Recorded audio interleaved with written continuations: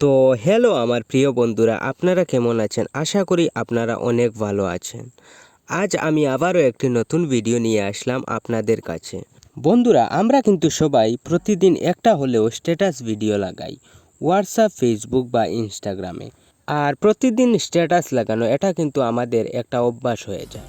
বন্ধুরা, নিজের ফটো দিয়ে বা প্রিয়জনের ফটো দিয়ে এরকম স্ট্যাটাস ভিডিও তৈরি করুন।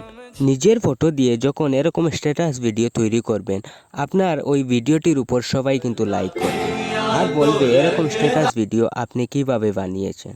তাহলে চলুন বন্ধুরা, এবার আমরা দেখে আসি এরকম স্ট্যাটাস ভিডিও কিভাবে বানাতে হয়। আর ভিডিওটা শুরু করার আগে আমি আপনাদের কাছে একটাই রিকোয়েস্ট করছি, আপনারা যদি আমার চ্যানেলে নতুন হয়ে থাকেন তাহলে আমার চ্যানেলটিকে সাবস্ক্রাইব করবেন। আর যদি এই ভিডিওটা ফেসবুক থেকে দেখেন তাহলে আমার ফেসবুক পেজটাকে ফলো করে দেবেন। বন্ধুরা, এ ধরনের ফটো দিয়ে স্ট্যাটাস ভিডিও বানানোর জন্য প্রথমে আপনি আপনার মোবাইলের প্লে স্টোর অ্যাপসটাকে ওপেন করুন। তো প্লে স্টোর অ্যাপসটাকে ওপেন করার পর আপনি সার্চে গিয়ে লিখুন ভিডিও স্ট্যাটাস মেকার, লিখে আপনি সার্চ করবেন। তো সার্চ করার পর আপনি ওই অ্যাপসটাকে ডাউনলোড করবেন।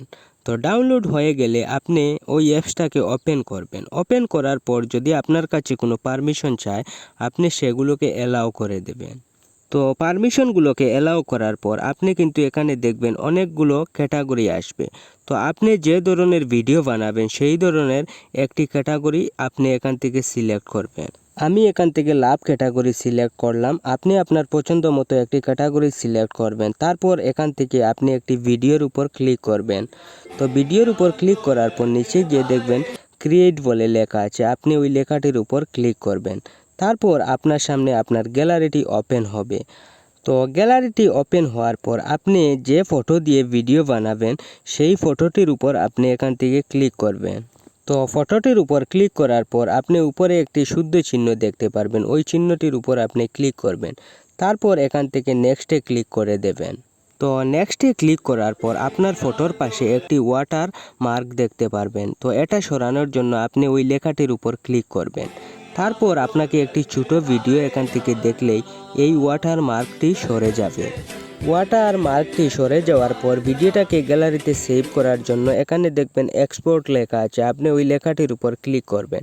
তারপর এখান থেকে আপনি আপনার কোয়ালিটি সিলেক্ট করবেন।